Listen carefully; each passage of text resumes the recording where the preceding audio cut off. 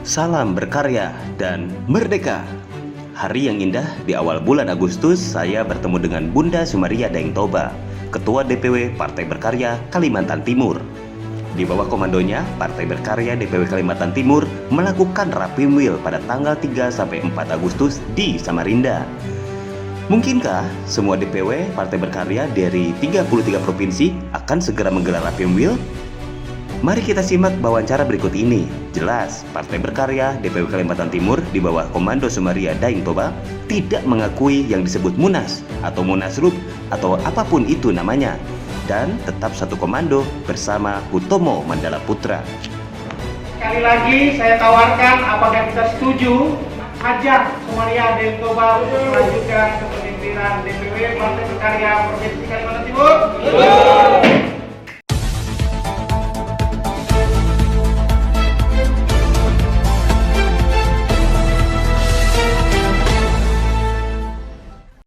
Selamat pagi, sahabat Berkarya TV dimanapun berada. Hari ini saya ketemu dengan Bunda Kaltim, Bunda Sumaria Daeng Toba. Bunda yang sangat luar biasa, di mana setelah pandemi langsung Rapimwil ya. Iya. Bentar, saya mau nanya Bunda langsung. Rapimwil tanggal berapa kemarin? Tanggal 3 sampai tanggal 4 Tanggal 3 sampai tanggal 4 Agustus ya. Agustus kemarin ya, berarti Iya, baru dong ya? Baru. Berarti sekarang sudah sah. Sudah sah.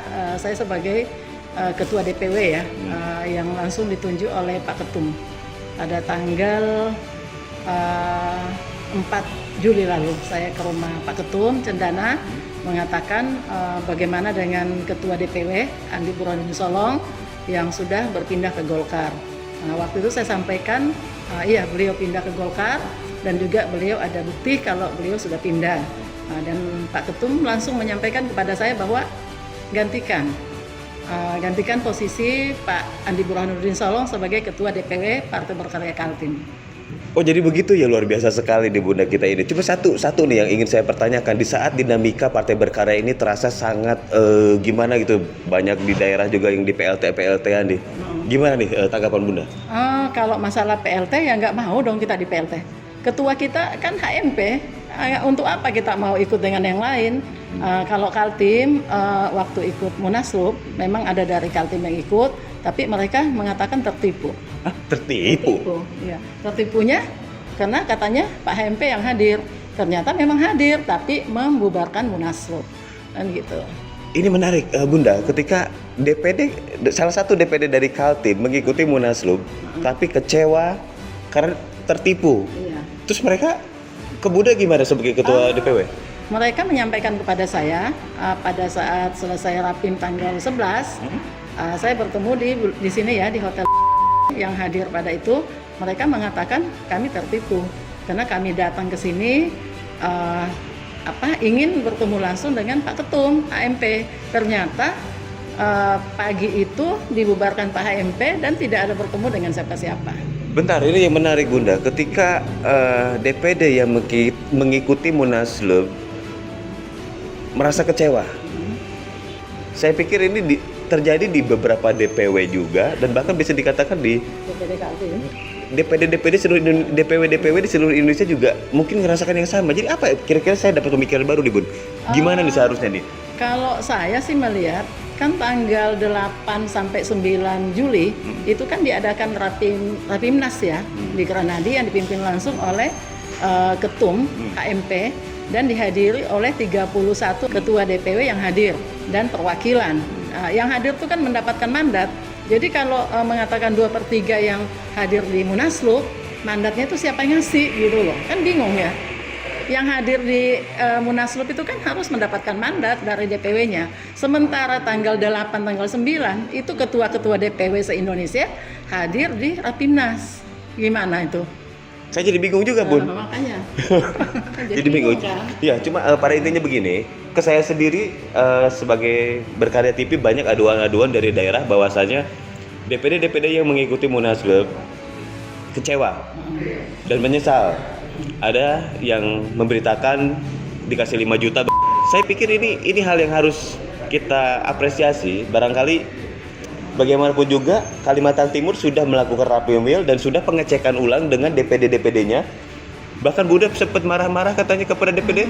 Saya sempat marah. Saya bukan marah apa, itu bahasa saya ya.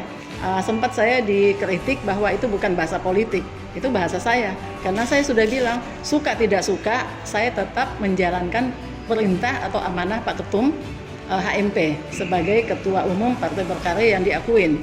Nah, yang hadir pada malam itu, pada saat rapim itu dihadiri oleh 10 DPD Kabupaten Kota, ada 3 yang tidak hadir karena memang jauh tempatnya. Tapi saya sangat bangga dengan anggota DPR yang 4. Kami mempunyai anggota DPR 4 orang loh. Nah, jadi 3 kabupaten kota, Bontang, Pasir, dan Kutim. Itu ada 4. Saya bangga sekali karena mereka hadir. Berarti mereka mengakuin.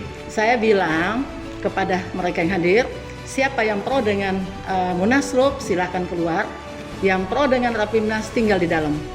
Waktu itu semua mengatakan pro dengan Rapimnas yang ketuanya HMP. Bunda Kaltim, saya mau minta pandangan, closing statement atau pesan-pesan bebas, silakan. Saya sebagai Ketua DPW Kaltim yang di amanah Bapak Ketua kita ya, HMP Tommy Soeharto, bahwa kepada teman-teman para ketua-ketua DPW silahkan cek langsung kepada DPD-DPD yang telah di PLT-kan atau DPW yang di PLT-kan, jangan mau di PLT-kan karena kita akan berkiblat kepada HMP. Justru kalau diam aja jadi pertanyaan ya? Jadi pertanyaan dong, berarti kalau diam aja berarti setuju. Nah, kalau saya yang dari Kaltim, kalau ada yang diam, saya akan gantikan kepada yang baru. Saya tidak mau ada PLT di Kaltim. Tapi kalau ada yang mau nurut dengan PLT, silahkan, saya akan gantikan yang lain. Gitu. Karena itu 2 jenis yang berbeda, begitu? Iya, karena seperti undangan kepada anggota DPR ya, yang lucu, itu anggota DPR dikasih undangan, di Kaltim sudah ada. Saya menyampaikan kepada mereka, waktu kalian menjadi caleg, SK yang kalian dapat, dukungan dari partai yang dapat, kan dari Partai Berkarya, yang ketua umumnya HMP, yang sekretarisnya PSB. Jadi kenapa mau yang lain? Kenapa mau hadir di undangan itu? Itu yang saya tekankan kepada mereka semua anggota DPR saya, dan anggota DPR saya setuju yang dari Kaltim yang 4 orang. Setuju tidak akan hadir. Kalau mereka hadir, ya itu mungkin kita akan PAW-kan. Terserah ya kan.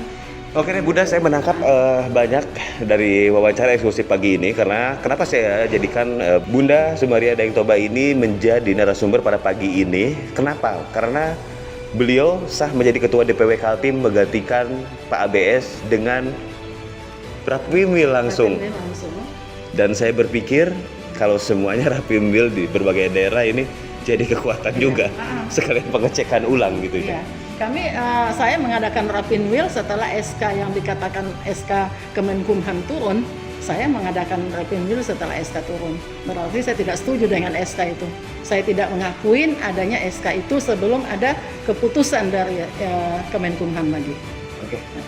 Bunda, terima kasih banyak atas waktunya. Dan saya Elan Jakaria dari Berkarya TV. Sampai hari ini banyak sekali aduan-aduan dari daerah, terutama himpunan kekecewaan dari DPD yang mengikuti Munas. Maka dari itu saya mohon izin kepada siapapun yang lihat tayangan ini, saya akan terus melakukan investigasi satu arah ke atas Berkarya TV, karena benar pasti benar, salah pasti salah, hitam pasti hitam, putih pasti putih, tidak abu-abu.